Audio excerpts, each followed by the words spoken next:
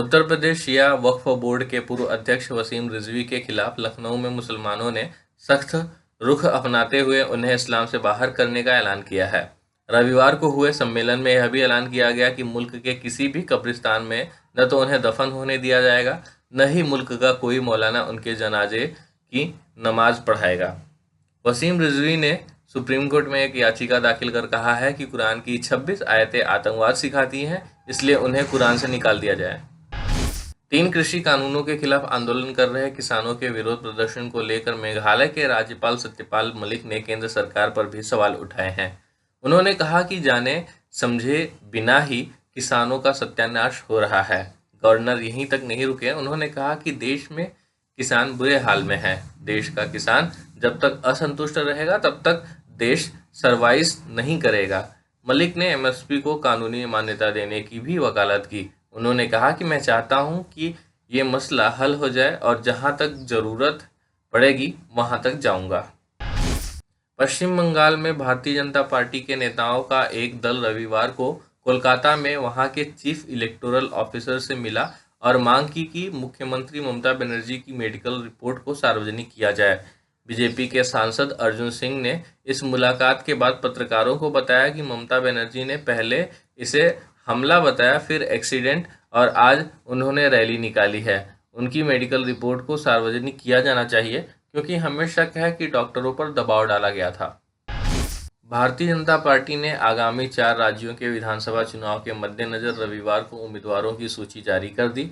Party की इस सूची में केंद्रीय मंत्री से लेकर पूर्व केंद्रीय मंत्री, पूर्व राज्यपाल सहित 6 वर्तमान सांसदों के नाम शामिल हैं।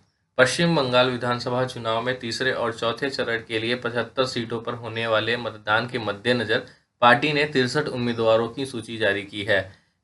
इसमें केंद्रीय मंत्री बाबुल सुप्रियो का नाम शामिल है, जिन्हें दक्षिण 24 परगना के टॉलीगंज से चुनाव मैदान में उतारा गया है।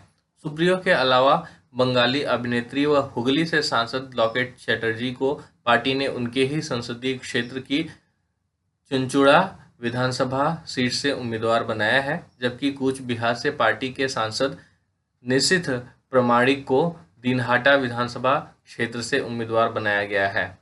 तृणमूल कांग्रेस छोड़कर पिछले दिनों भाजपा में शामिल हुए पूर्व मंत्री राजीव बनर्जी को डोम्बुज से उम्मीदवार बनाया गया है। पिछले दिनों भाजपा का दामन थामने वाले बांग्ला सिनेमा की मशहूर अभिनेत्री पायल सरकार को बेहाला पूर्व से पार्टी का उम्मीदवार बनाया गया है। पिछले 24 घंटे में कोरोना संक्रमण के 26,291 नए मामले दर्ज किए गए। इसी के साथ देश में संक्रमण के कुल मामलों की संख्या 1.13 करोड़ हो गई। वहीं पिछले 24 घंटे में यानी एक दिन में 118 लोगों की संक्रमण के चलते जान गई। कुल 1,58,725 लोगों की अब तक मौत हो चुकी है। अब खबरें पाइए सबसे पहले हमारे मोबाइल न्यूज एप्लीकेशन पर। एंड्रॉइड या iOS प्लेटफॉर्म पर जाइए, HW न्यूज नेटवर्क को सर्च कीजिए, डाउनलोड कीजिए और अपनी सुविधानुसार भाषा का चयन कीजिए। खबरों की भीड़ में अपने काम की खबर पाते रहिए।